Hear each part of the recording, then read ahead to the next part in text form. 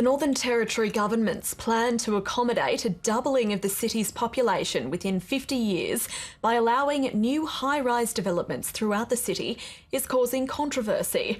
Community groups are organising their opposition to new planning laws, which would underpin the government's vision. Jane Bardon reports.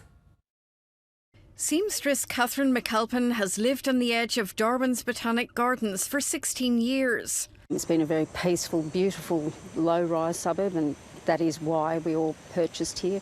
She's now facing the prospect her home will be overlooked by 8-storey apartment blocks as part of a $750 million development of 500 units and townhouses.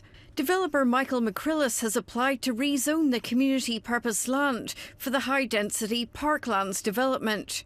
It would require an emergency services access road through the Botanic Gardens. Why does a single developer get to deprive Territorians of a public asset for his own gain? That work would have to be done in concert with emergency services. We've offered it. It's part of the Darwin Inner City Plan. The developer says it has reduced the apartment block heights from 15 storeys to 8 in response to concerns from residents. But they have lived in a haven for some time. This is a beautiful area, and this is now an opportunity to open it up to people in the broader community. The government's plan to allow new high-rises in Darwin's suburbs to make room for 110,000 more people in the city by 2070 has prompted residents to start organising opposition. If it's found inappropriate by the DCA and yet the developer goes to the minister and then says, oh yeah, that sounds a good idea. They fear new planning laws to be introduced to Parliament in February would make it easier for the developers and politicians to override community concerns.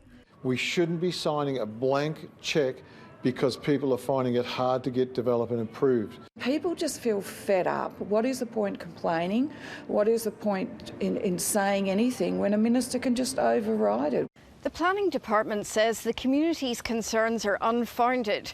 It says the laws would place new requirements on the minister to take into account the quality of life of existing residents and sustainable development principles before making decisions. Jane Bardon, ABC News.